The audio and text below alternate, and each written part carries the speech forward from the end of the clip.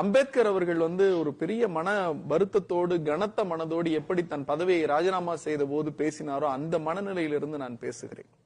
திப்பு சுல்தானுடைய எலும்பு கூடுகள் எங்கே இருக்கிறது என்று தேடப்படுகிறது. இப்போது ஹைதர் அலியினுடைய வாள் சுக்குநூறாக உடைக்கப்பட்டு எங்கே கரைக்கலாம் என்று தேடுகிறார்கள். ஹசிமுல்லா கான் உருவாக்கிய பாரத் மாதா கி ஜெய் என்கிற வாசகம் இன்றைக்கு குழி தோண்டி புதைக்கப்பட்டுக் கொண்டிருக்கிறது. இந்திய தேசிய கொடியினுடைய ஒரு நூலையாவது தைத்து கொடுத்த சுரையா தியாப்ஜியினுடைய அந்த நூல் அவள் இஸ்லாமியர் என்பதற்காக அறுத்து எறியப்படுகிறது. அவர் சொன்னார், இடவிவகாரங்களை பேசுற போது ரொம்ப மன வருத்தத்தோடு பேசுறேன். திருநெல்வேலியில மருத்துவமனை கட்டுறதுக்கு இடம் இல்லைங்க, இடம் இல்ல. ஒரு 18 ஏக்கர் இடத்தை ஒரு இஸ்லாமியர் வச்சிருக்காரு. இங்க ஒரு அரசு மருத்துவமனை கட்ட போற இடம் கொடுங்கன்னு உடனே கையெழுத்து போட்டு மக்களுக்கு போகட்டும். திருநெல்வேலி அரசு மருத்துவமனையில இஸ்லாமியர்கள் மட்டும் மருத்துவம் பார்க்கல. இந்த நாடு என்பது இவங்க நிலத்தை அங்கீகரிக்கிறோம், அரசை வழி நடத்துகிறோம், சொத்தை வழி நடத்துகிறோம். நீங்க யார் சார் அதை கேட்கறதுக்கு?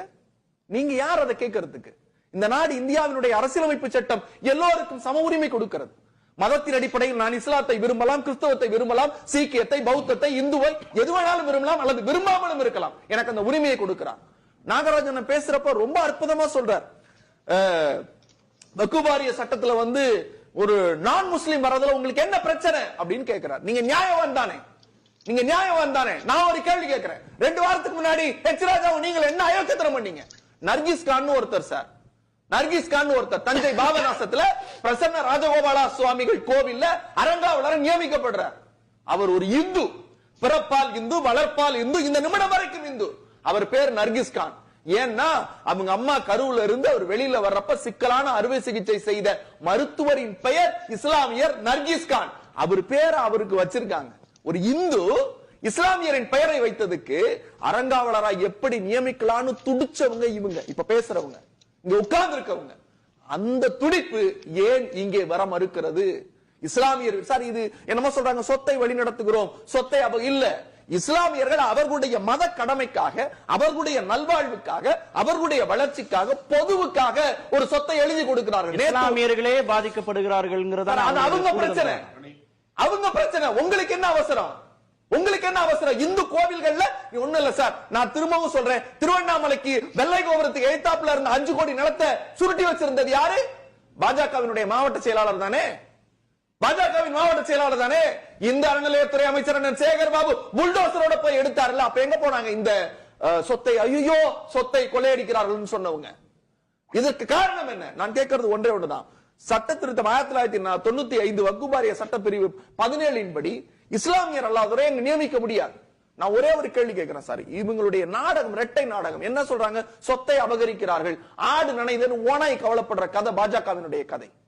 இன்னைக்கு 2 பேர் நாடாளுமன்றத்தில் உண்மையாக உளப்பூர்வமாக பேசி இருக்கிறார் திமுகவின் நாடாளுமன்ற உறுப்பினர்கள். ஒன்று எங்களுடைய துணை பொதுச் செயலாளர் மாண்புக்கு மரியாதைக்கு உரிய ராசா, அதை போலவே கொள்கை பரப்பு செயலாளர் திருச்சி சிவா கண்ணீர் விட்டு பேசியிருக்காங்க.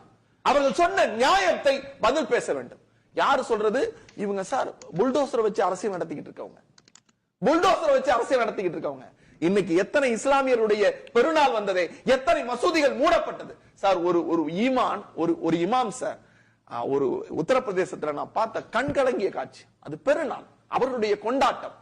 ஜாகிர் ஹுசேன் போன்ற மிகப்பெரிய தலைவர்கள், ஏன் நான் முஸ்லாமியனா இருக்கிறதுக்காக நீங்க தீபத்தை ஏத்தாம வச்சிருக்கேன், நீ தீபத்தை ஏத்து, இது இந்தியாவுக்கான நாடுன்னு சொன்ன ஜாகிர் ஹுசேன் போன்ற மிகப்பெரிய ஜனாதிபதிகள் இருந்த மண்ணில் ஒரு இமாம் சொல்றாரு, இங்க இருக்கிற அந்த ஸ்பீக்கரை உடைச்சிட்டு போயிட்டாங்க, நான் பெருநாளுக்கான கடமையாக நான் எல்லாவை நோக்கி ஓத வேண்டும்னு மொட்டை மாடியில நின்று ஓதுன காட்சியை நம்ம பாக்குறோம் சார். இது யாருடைய ஆட்சியில? யாருடைய ஆட்சியில? இங்க தொப்பி வைத்து தாடி வைத்திருந்தால் அவன் தீவிரவாதி என்று கற்பிக்கப்படுகிறவர்கள் எங்களை நோக்கி கை நீட்டுகிறார்கள். ஒண்ணு, அவனை மதத்தின் ரீதியாக அடையாளப்படுத்து, கல்வியில் பின்தங்கு, அவனுக்கு கொடுக்கப்படுகிற உதவித்தொகையை நிறுத்து, அவனிடத்தில் இருக்கிற சொத்தை அபகரி, பிறகு குடியுரிமை திருத்த சட்டத்தின் அடிப்படையில் அவனை இந்த நாட்டை சேர்ந்தவனே இல்லை, அவன் அகதி என்று மாற்று என்று சொல்லி பெரும்பான்மை அரசியல்வாதத்தில் இந்து ராஷ்டிரத்தை அமைப்பதற்கு, இந்து சர்வாதிகாரத்தை கொண்டு வருவதற்கு இந்தியா என்கிற ஒரு நாடு இருக்கிறது. அதற்கு அழகான முகம் இருக்கிறது. அந்த அழகான முகத்தினுடைய அழகு எதுவென்றால் வேற்றுமையில் ஒற்றுமை, அனைத்து மதத்தினரும் இங்கே சமமாக நடத்தப்படுவார்கள் என்பது. மத அடிப்படையில இல்ல, கல்வி வேலை வாய்ப்புல இஸ்லாமியர்களுக்கான பிரதிநிதித்துவத்தை அதிகப்படுத்துவதற்கு தான் சட்ட திருத்தம். ஒரு மந்திரி இல்ல சார், ஒரு நாடாளுமன்ற உறுப்பினர் இல்ல சார். இவங்க லட்சணம். யாரை குறித்து யார் பேசுவது? கிரண்ராஜ் இஸ்லாமியரா? வக்குபாரிய சட்டத்தை அறிமுகப்படுத்துவதற்கு ஒரு இஸ்லாமியர் இல்ல. என் மருத்துவர் சொன்னாரு நீங்க பேசவே போக கூடாதுன்னாரு. அவ்வளவு வழியில வந்து பேசுறேன். இந்த மக்களுக்கு பேசியாக வேண்டும். சுதந்திர இந்தியாவிற்கு அவர்கள் சிந்திய ரத்தம், இந்த மண்ணை உருவாக்குறதுக்கு, இந்த நாடாளுமன்றத்தை உருவாக்குவதற்கு அவர்கள் செய்த சாதனை எவ்வளவு சார். உயர்கல்விக்கு முதல்ல கான்பூர்ல ஐஐடியை கட்டினது யாரு சார்?